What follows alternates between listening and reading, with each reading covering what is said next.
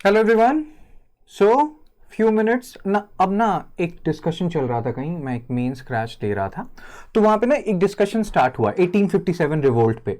Generally जो questions आते हैं 1857 रिवोल्ट पे उसके बारे में हम बात करेंगे और किस तरह के क्वेश्चंस आते हैं। और अब अभी जो हमारा डिस्कशन होगा वो होगा कैरेक्टर ऑफ 1857 रिवोल्ट का, कि नेचर क्या था, कैरेक्टर क्या था। और इसके बाद ना हम अभी कुछ पॉइंट्स डिस्कस करेंगे। आपको जो भी लगता है कि ये पॉइंट सर मेरे हिसाब से बहुत वैलिड है और मेरे को लगता है ये रीजन था, ये कैरेक्टर था, ये नेचर था 1857 रिवोल्ट का, आप वो बताइएगा। ठीक है, हम अभी कुछ क्वेश्चंस भी देखेंगे और समझने की कोशिश करेंगे। ये एक थोड़ा डीप मतलब पैटर्न है, इसको थोड़ा अच्छे से समझने की हमें जरूरत है। ठीक है, 69 बीपीएससी का नोटिफिकेशन आ चुका है, हमने टेस्ट सीरीज लॉन्च किया है। अगर आपको मन करे, अगर आप बीपीएससी दे रहे हैं तो ये आप फुल लेंथ टेस्ट एटसेट्रा लगा सकते हैं आपके लिए। और वैसे भी स्टेट पीएससी में टेस्ट लगाना थोड़ा जरूरी होता है, तो बीपीएससी 2023 कोड यूज कीजिए और 1500 में आपको ये टेस्ट सीरीज मिल जाएगा। बाकी फिर और इंफॉर्मेशन आप इन दोनों चीजों पे ले सकते हैं, इस नंबर पे और इस मेल आईडी पे, सारी बातें आपको पता चल जाएंगी। ठीक है, आते हैं।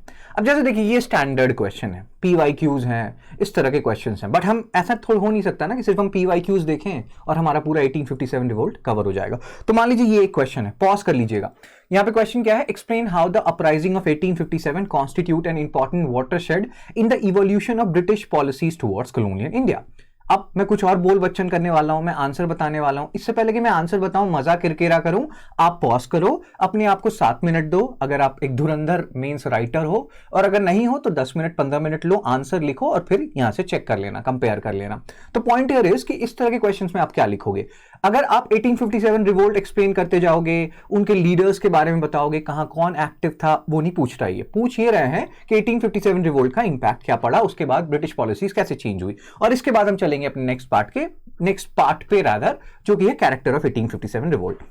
तो ये स्ट्रेट फॉरवर्ड क्वेश्चन है, ये गलत नहीं होना चाहिए। इसमें आपके पास फॉर्डर होनी चाहिए कि इसके बाद 1857 के बाद क्वींस प्रोक्लेमेशन आया, जो doctrine of lapse etcetera policy start हुआ था डलहौजी का, वो रोका गया। अब डायरेक्ट ब्रिटिश रूल स्टार्ट हो चुका है, पहले इनडायरेक्ट रूल था, ईआईसी रूल कर रही थी। ठीक है ना।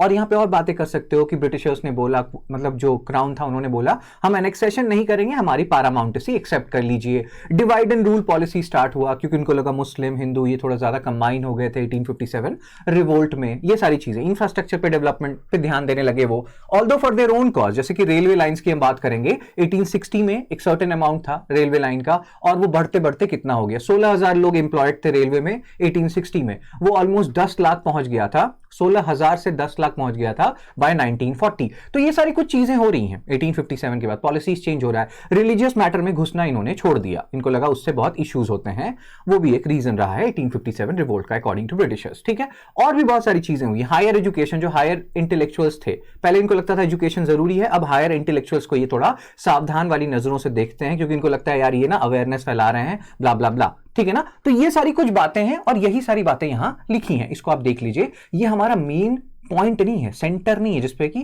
क्वेश्चन बनना है। मैं आपको बता रहा हूं कि क्वेश्चंस कैसे बनते हैं। और अब हम थोड़ा डीप चलेंगे 1857 रिवोल्ट में। यहां पे यही सारी बातें हो रही हैं, transfer of administration to British crown, changes in military administration, policy of divide and rule. अब स्टार्ट करना शुरू कर दिया इन्होंने रेजिमेंट्स में, मतलब होता है ना अलग अलग लोगों को बुलाया, और उसके बाद धीरे धीरे जो डिवाइड एंड रूल स्टार्ट करेंगे आपके, मतलब होता है ना Lord Curzon partition of Bengal से फिर सेपरेट इलेक्टोरेट्स आएगा, वो एक्सटेंड होता जाएगा। तो ये सब चीजें वो करते रहेंगे, क्योंकि उनको दिख रहा था यूनिटी खराब है। अभी भी बहुत लोग ये चीजें करते हैं। Abolition of policy of annexation, carrot and stick policy. ठीक है ना, एक को कैरेट दिखाओ, दूसरे को स्टिक दो। ठीक है ना, ये सारी चीजें, नॉन इंटरफेरेंस हमने बात किया। इंफ्रास्ट्रक्चर डेवलपमेंट अभी आपको मैं बता रहा था, रेलवे रूट 838 माइल्स 1860s में बढ़ के 41,852, एम्प्लॉयमेंट भी 16,000 से 10 लाख, रिस्ट्रिक्शन ऑन प्रेस। तो ये सारी चीजें हैं। अब हम आएंगे अपनी काम की बात पे, जो हमारा मेन मुद्दा है आज का, कैरेक्टर और नेचर ऑफ 1857 रिवोल्ट। और फिर हम ये बात भी करेंगे जो हिस्टोरियन आरसी मजुमदार कह रहे हैं यहाँ पे। ये पॉइंट्स कहीं पे बिल्कुल अच्छे से नोट कर लीजिएगा, आपको ये बहुत हेल्प करेगा। 1857 पे क्वेश्चंस आएंगे ना तो आप बहुत अच्छे से आंसर लिख पाओगे। तो कैरेक्टर और नेचर ऑफ 1857 रिवोल्ट की अगर हम बात करें, 5 मेजर पॉइंट्स हैं, 5 मेजर व्यूज हैं। ठीक है ना, और ये पांचों व्यूज आपको लिखने हैं। जनरली क्या होता है ना, सिपाही म्यूटिनी सब लिख देंगे, first war of independence VD Savarkar sir, जो होता है ना वीर सावरकर सर, उनकी वो भी लोगों को पता है फर्स्ट वॉर ऑफ इंडिपेंडेंस, ये भी लिख देंगे, लेकिन उसके बीच के कुछ पॉइंट्स हैं, जैसे सेपॉय म्यूटिनी। आपको ये चीज समझने की यहां पे जरूरत है कि म्यूटिनी और रिवोल्ट में क्या अंतर है। जैसे होता है ना म्यूटिनी, अगर हम बात करें, आपकी आर्मी है, नेवी है, वो आपके अगेंस्ट हो गई, तो ये एक म्यूटिनी है। रिवोल्ट क्या होगा, जब largest section of the society जो है वो आपके अगेंस्ट हो गई, तो ये रिवोल्ट हो गया। तो सेपॉय म्यूटिनी इसको कहते हैं, क्योंकि हमें पता है मंगल पांडे, उसके बाद बैरकपुर, उसके बाद मेरठ, वहां से क्या क्या चीजें हुई, वो दिल्ली आ गए, तो ये सेपॉय म्यूटिनी की तरह स्टार्ट हुआ था। तो एक व्यू ये है कि ये सेपॉय म्यूटिनी था 1857 revolt. Although you can dispute कि नहीं सर, बाद में ये वाइडर हो गया था, इसका जो कोनोटेशन है वो वाइडर था। तो ये एक फर्स्ट व्यू है, प्लीज नोट डाउन कीजिएगा, समझने की पहले कोशिश कीजिएगा। सेकंड, ये पॉइंट फिर भी बहुत लोग एक्सप्लेन कर देंगे, मुस्लिम कॉन्स्पिरेसी, ठीक है ना। अब यहां पे इसका क्या मतलब है मुस्लिम कॉन्स्पिरेसी, इसका क्या बेसिक मीनिंग है। कहते हैं कि इसके थ्रू बहुत लोग, बहुत सारे हिस्टोरियंस हैं, बहुत लोग मानते हैं कि इसके थ्रू ना मुगल एम्पायर को फिर से रीस्टैब्लिश करने की कोशिश की जा रही थी। 1857 रिवोल्ट के थ्रू बहुत सारे हिस्टोरियंस मानते हैं कि ये जो मुगल एम्पायर है इसको रीस्टैब्लिश, रीस्टोर करने की कोशिश की गई, और ये एक तरह से मुस्लिम कॉन्स्पिरेसी थी। अब ये कितना सही है कितना गलत है, इस पे आप कमेंट्स करेंगे कमेंट सेक्शन में। आप बताइए, क्या ये मुस्लिम कॉन्स्पिरेसी थी, क्या इसके थ्रू मुगल रूल को फिर से रीस्टैब्लिश करने की कोशिश की जा रही थी, या उनको एक हेड की तरह मानते थे लोग, और एक कोई नहीं होता है, एक धुरी चाहिए था उनको जिसके अराउंड वो रिवॉल्व कर सके। मुस्लिम कॉन्स्पिरेसी थी या नहीं थी, ये आप बताइएगा।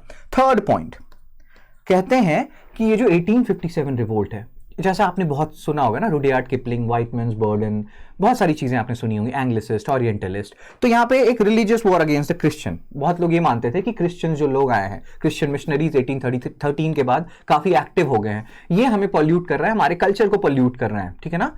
और ग्रीस कार्टरेज, आपने बहुत सारी चीजें सुनी होंगी, और आपने अगर एनसीईआरटी पढ़ा 1857 रिवोल्ट, सो यू नो कि रिलीजियस कोनोटेशन काफी तगड़ा है 1857 रिवोल्ट के अंदर भी। तो बहुत लोग ब्रिटिशर्स और ब्रिटिश या कॉलोनियल हिस्टोरियंस ये बोलते थे कि ये कॉन्फ्लिक्ट है बिटवीन सिविलाइजेशन एंड बार्बरिज्म, और ये एक रिलीजियस वॉर है अगेंस्ट द क्रिश्चियन, बिकॉज ये क्रिश्चियन जो आए हैं ये हमें कन्वर्ट कर रहे हैं, हमें अपने धर्म से दूर लेके जा रहे हैं, हमें समुद्र क्रॉस करने पे मजबूर कर रहे हैं, हमारा धर्म भ्रष्ट कर रहे हैं। तो ये एक पॉइंट है, ठीक है ना। फोर्थ पॉइंट है फ्यूडल।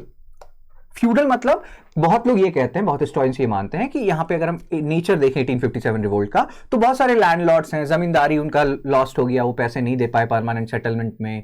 बहुत बड़े बड़े लोग हैं, कुंवर सिंह हैं, नाना साहब हैं, वो अपना जो फ्यूडल राइट्स था उनका, जो उनसे छीन लिया गया, जो लैंड राइट्स थे, लैंड ग्रांट्स थे, जो उनसे छीन लिए गए, उसको वो रिक्लेम करने की कोशिश कर रहा है। इसीलिए ये एक फ्यूडल सेटअप भी है, फ्यूडल नेचर भी है 1857 रिवोल्ट का, इसमें आपको फ्यूडल नेचर भी दिखता है। तो ये एक पॉइंट ध्यान रखिएगा, ठीक है ना, कि फ्यूडल जो नेचर है उसका क्या मीनिंग है, ठीक है ना। Religious war against the Christian, conflict between civilisation and barbarism, और फ्यूडल नेचर मतलब जो लैंडलॉर्ड्स थे जिनकी, और ऐसा कहा भी जाता है अगर आप पीजेंट ट्राइबल मूवमेंट्स फॉलो करेंगे, बहुत सारे ऐसे पीजेंट मूवमेंट्स थे जिसमें कहा जाता है कि बहुत सारे लैंडलॉर्ड्स ने भी फेवर किया था बहुत सारे पीजेंट्स को, और बाद में तो ऐसा हो गया था कि ये लैंडलॉर्ड्स भी फ्रस्ट्रेट हो गए थे ब्रिटिशर्स के पॉलिसीज से। और आपने पढ़ा भी होगा परमानेंट सेटलमेंट में अगर ये पैसे नहीं देंगे तो इनके लैंड की गिरवी रख दी जाती थी और दूसरे को जमींदारी राइट्स दे दिए जाते थे। तो फ्यूडल कॉन्सेप्ट। फिर फिफ्थ जो है फर्स्ट वॉर ऑफ इंडिपेंडेंस, की आपको पता है बहुत लोगों ने कहा कि ये पहला वॉर ऑफ इंडिपेंडेंस है। इसको